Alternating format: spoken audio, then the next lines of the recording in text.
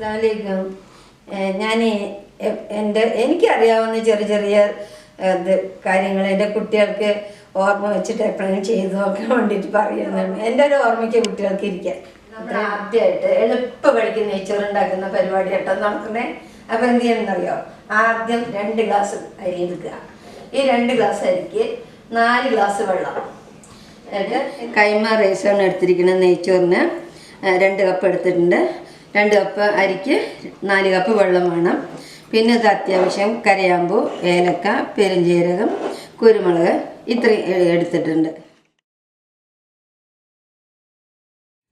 ഇതിൽ അരി കഴുകി വാരി വെച്ചിട്ടുണ്ട് വെള്ളം പോവാൻ.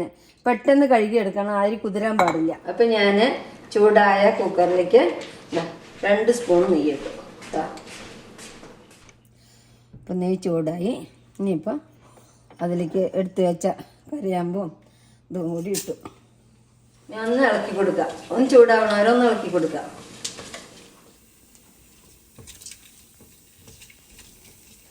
ഇതൊന്ന് നന്നായി ചൂടാവട്ടെ. ജീരകം ഒന്ന് മൂക്കണം. ജീരകവും ഇതൊക്കെ ഒന്ന് നല്ലോണം ചൂടായി. ഇനിയിപ്പോൾ ഈ ചൂടിലേക്ക് നമ്മൾ വെള്ളം ഒഴിക്കാൻ പോകണം കേട്ടോ.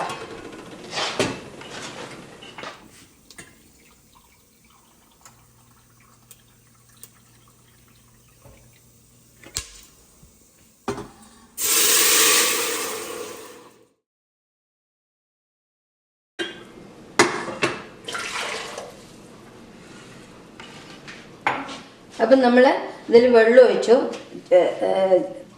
ഇതൊന്ന് തിളയ്ക്കണം. ഉപ്പിടുക, ഇത്തിരി ഉപ്പിടുക.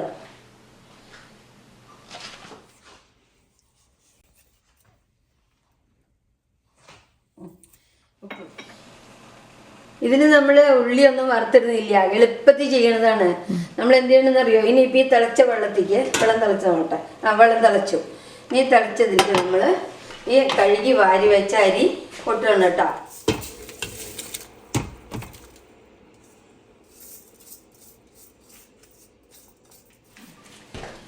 അരി കൊട്ടി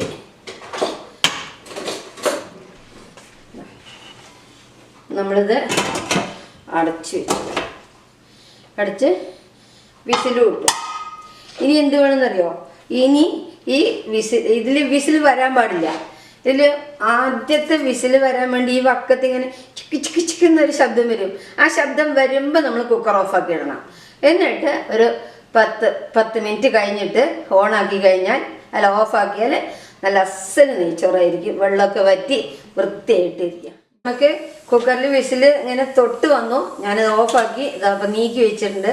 ഇനി കുറച്ച് കഴിയുമ്പോൾ നമുക്കത് തുറന്ന് നോക്കാം കേട്ടോ എങ്ങനെയുണ്ടെന്ന്.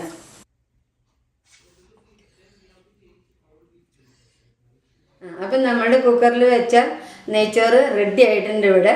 അതിൻ്റെ കൂടെ ഞാൻ മട്ടൻ കറിയാണ് വെച്ചിരിക്കുന്നത്. മട്ടൻ കറിയുടെ റെസിപ്പി ഞാൻ ഇനി വൈകാണ്ട് ഇടാം കേട്ടോ.